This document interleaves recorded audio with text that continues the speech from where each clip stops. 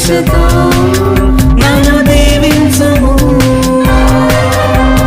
దేవాని స్పర్శతో నన్ను తాకుము. పితా పుత్ర పవిత్రాత్మ నామమున ఆమేన్. ప్రియ సహోదరి సహోదరులారా, ప్రభునామమున ఈ ఉదయకాలమున మీకందరికీ కూడా వందనములు. ఈనాటి యొక్క సువిశేష పట్టణాన్ని మనము ధ్యానించుకుందాం. యోహన్ సువార్త 15వ అధ్యాయము 26వ వచనం నుండి 27వ వచనం వరకు, మరియు 16వ అధ్యాయము 1వ వచనం నుండి 4వ వచనం వరకు ధ్యానించుకుందాం. నేను తండ్రి యొద్ద నుండి మీ యొద్దకు పంపబడుచున్న ఓదార్చువాడను, తండ్రి యొద్ద నుండి వచ్చు సత్యస్వరూపియగు ఆత్మ వచ్చినప్పుడు ఆయన నన్ను గురించి సాక్ష్యమిచ్చును. మీరు మొదటి నుండి నా వెంట ఉన్నవారు కనుక మీరును నన్ను గురించిన సాక్షులు. మీరు పతనము చెందకుండుటకు నేను ఇవన్నీ మీతో చెప్పి తిని, వారు మిమ్ము ప్రార్థనా మందిరముల నుండి వెలివేయుదురు.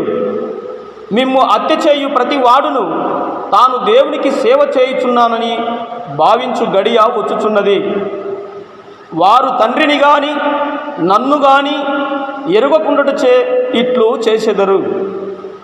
ఇవి సంభవించు గడియ వచ్చినప్పుడు మీరు నా మాటను జ్ఞాపకం ఉంచుకొనుటకై ఈ విషయములను మీతో చెప్పుచున్నాను. నేను మీతో ఉన్నందున ఇంతవరకును ఈ విషయములు మీతో చెప్పలేదు. ఇది క్రీస్తుని సువిశేషము. క్రీస్తువా మీకు స్తుతి కలుగునుగాక.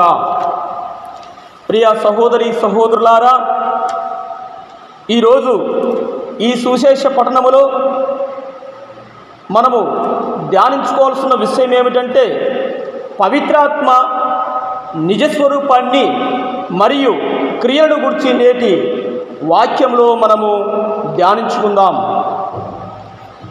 ఈ పవిత్రాత్మ దేవుని చేత పంపబడిన దివ్యశక్తి. ఈ పవిత్రాత్మ తనంతో తానుగా ఈ లోకానికి రాలేదు. దేవుని చేత ఒక ప్రత్యేకమైన కర్తవ్య నిర్వహణ కోసము పంపబడ్డాడు. క్రీస్తు ప్రభువు ఏ విధముగా దైవరాజ్య స్థాపన కోసం భూలోకానికి పంపబడ్డాడో అదే విధముగా పవిత్రాత్మ కూడా పంపబడింది. ఈ పవిత్రాత్మ గురించి క్రీస్తుకు తప్ప మరి ఎవరికి కూడా తెలియదు. ఈ పవిత్రాత్మ ఒక సత్య స్వరూపినిగాను మరియు ఓదార్చువానిగాను క్రీస్తుకు పరిచయము చేశాడు. అంతేకాకుండా ఈ పవిత్రాత్మ క్రీస్తుకు సాక్ష్యం ఇవ్వడానికి ఈ లోకానికి పంపబడ్డాడు.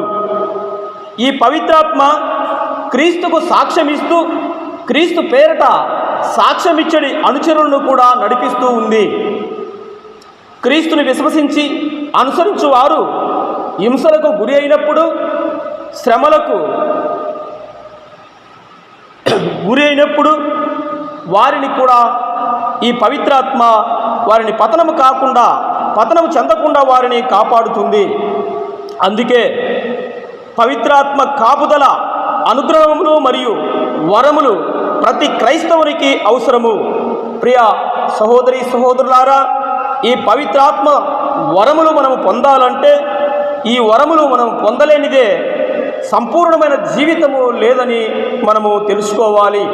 అంతేకాకుండా ఈ పవిత్రాత్మ లేకుంటే క్రీస్తుకు సాక్షులుగా కావడం కూడా అసాధ్యముగా మనము భావించాలి.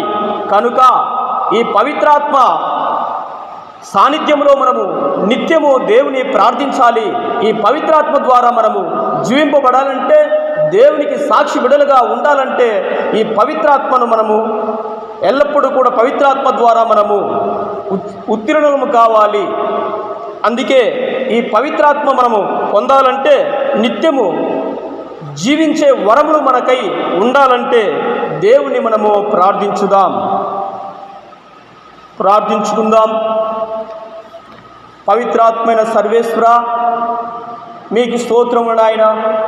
అయా ఈనాటి సువిశేష పట్టణములో పవిత్రాత్మ లేనిదే దేవునికి సాక్షులుగా జీవించలేమని వాక్యం ద్వారా తెలియపరుస్తున్నావు ప్రభువా.